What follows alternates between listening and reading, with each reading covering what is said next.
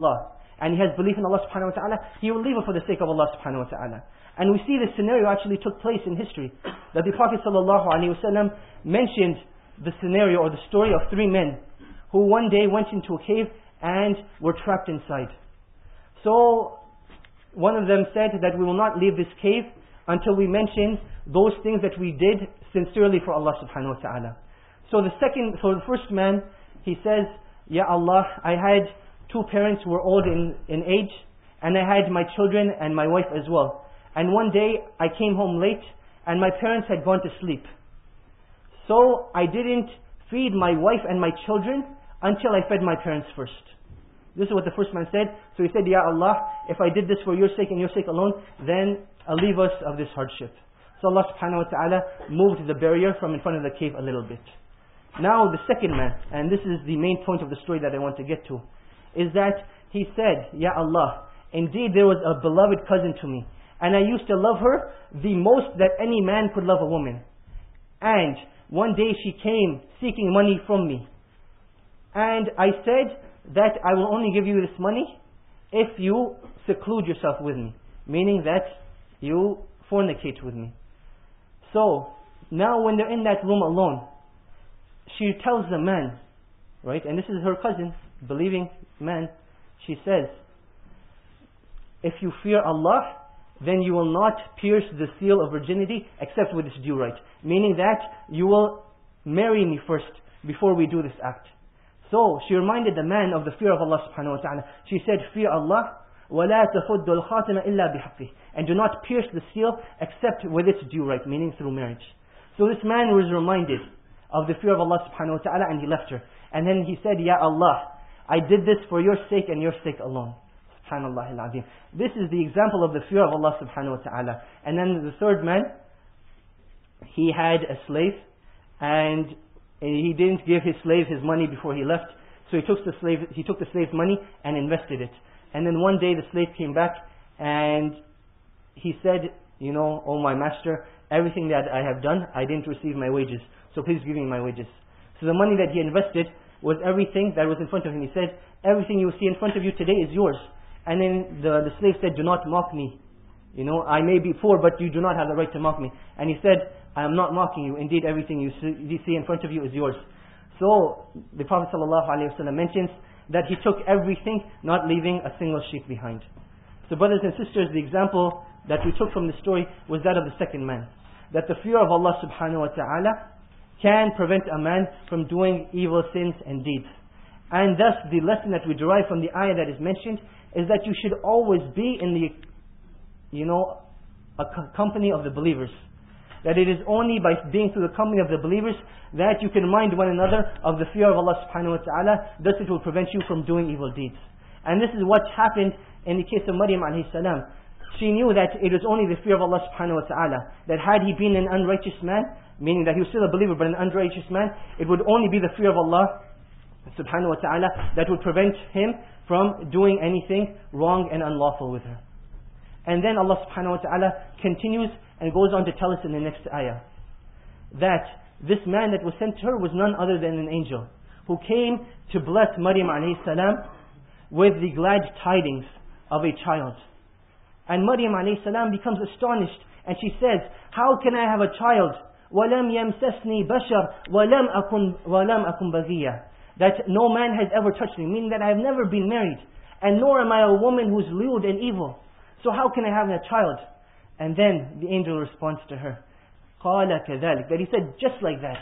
قَالَ رَبُّكِ هُوَ عَلَيَّ هَيِّنٌ, just like that, and your Lord is able to do anything that He wishes. And this is when Jibreel alayhi salam actually breathed into Maryam alayhi salam, and thus she started to conceive a child by the will of Allah subhanahu wa ta'ala, without having any man ever having touched her before. And this is a great miracle from Allah subhanahu wa ta'ala. Scientifically, you would never be able to prove this. And this is one of the beauties of Iman, that we believe in the unseen. That Allah subhanahu wa ta'ala compels us and obliges us with the belief in the unseen. That when Allah subhanahu wa ta'ala mentions anything to us in the Quran, we have to believe it. And it's with great sadness that sometimes we find Muslims who question the authority of Allah subhanahu wa ta'ala. They will say, and how is it possible that Maryam conceived a child without having any man touched her? When we know that scientifically this is not possible. Brothers and sisters, when the text of the Quran and the Sunnah come forth, it is upon every believer to put any scientific fact behind them.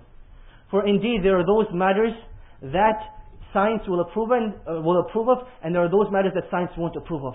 But as believers, when Allah subhanahu wa ta'ala tells us anything in the Quran, or if anything was sent through the Prophet sallallahu alaihi wasallam, we say سَمِعْنَا وَأَطَعْنَا, that we hear and we obey.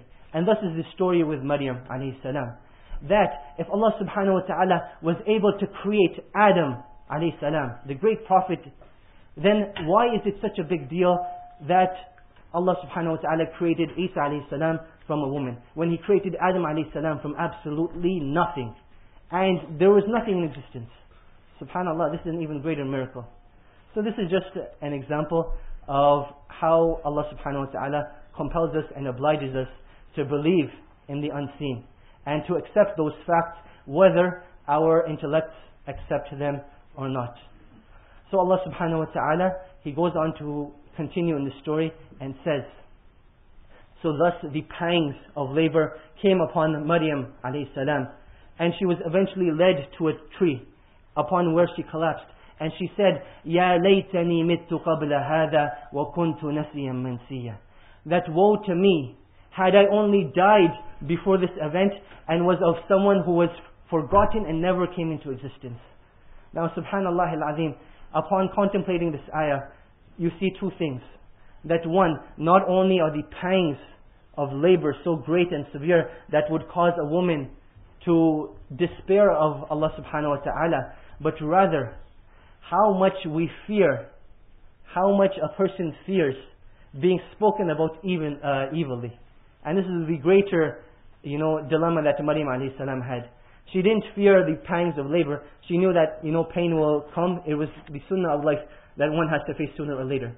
But what she did fear is that she devoted her whole life to Allah subhanahu wa ta'ala. And now that she does this that she is being tested by Allah subhanahu wa ta'ala, people are going to say that, Maryam was a fornicator. A'udhu billah, subhanallah. That Maryam was a fornicator. The woman that the people knew for all of their lives to be a worshipper of Allah subhanahu wa ta'ala, to be as a woman who preserved her chastity, the people would come and now say that this woman fornicated. And this is another lesson for all of mankind, that you see that from the sunnah of life, is that those people who are imams and leaders in their community, they are the people who are most frequently spoken about. That they commit one small mistake, and even not in a mistake, something that you conceive as a mistake, then all of a sudden it becomes the talk of the town. And this was the case of Maryam alayhi salam, that she was known for her devotion to Allah subhanahu wa ta'ala. And Allah subhanahu wa ta'ala tried her and tested her with this. And thus she became the center of attention once again. But this time, it's because she's conceiving a child. And again, in their minds, they're like, how is it possible that a woman can conceive a child without having any man touch her? And Allah subhanahu wa ta'ala tried those people with it. So those people who believed in this miracle of Allah subhanahu wa ta'ala were considered the believers. And those people who denied and neglected this ayah or this proof from Allah subhanahu wa ta'ala, then they were considered the disbelievers. So then Allah subhanahu wa ta'ala goes on and continues. Allah subhanahu wa ta'ala tells us that Jibreel, from the bottom of the earth, he calls upon her. Right? He says, فَنَادَى مِن تَحْتِهَا أَلَّا تَحْزَنِي قَدْ جَعَلَ رَبُّكِ تَحْتَكِ سَرِيًّا. So that Jibreel alayhi salam calls Maryam from under the ground, and he says, do not worry, لا تحزني, do not be sad, do not despair. قَدْ جَعَلَ رَبُّكِ تَحْتَكِ سَرِيًّا. That indeed Allah subhanahu wa ta'ala has made for you a river that flows underneath you. Right? Again, another miracle from Allah subhanahu wa ta'ala. You're in a barren desert and all of a sudden a river starts flowing. Another miracle from Allah subhanahu wa ta'ala. And you see that this is from the sunnah of Allah subhanahu wa ta'ala, that those people who begin to despair from Allah subhanahu wa ta'ala's mercy, that Allah subhanahu wa ta'ala, He sends them ease. And the beginning of Maryam alayhi salam's ease was the fact that Allah subhanahu wa ta'ala had sent her this river. And then Allah subhanahu wa ta'ala, again, He sends her another miracle. And obviously we don't conceive these things as big miracles as we weren't present. But Picture this in your mind, that you're in a barren desert land. A woman who is pregnant all by herself, how is she going to take care of herself? It is Allah subhanahu wa ta'ala who is taking care of her. And again, this is how Allah subhanahu wa ta'ala protects and takes care of His awliya. So then Allah subhanahu wa ta'ala, He tells Maryam that go back to the tree trunk that you were and shake it, and fresh dates will fall upon you. وَهُزِّي إِلَيْكِ بِجِذْءِ النَّخْلَةِ تُسَاقِطْ عَلَيْكِ رُطَبًا جَنِيًّا. That go back to that tree trunk and shake it. And obviously these date palm trees, they're not easy to shake. But another miracle from Allah subhanahu wa ta'ala, this weak woman who is in labor, right? She's facing the pangs of labor, is able to shake the date palm tree, and the dates fall upon her. And what we understand from this, and this is more of a medical fact that Islam comes to concur, is that when a woman is pregnant, right, and just before labor, it is advised for her to have dates, because it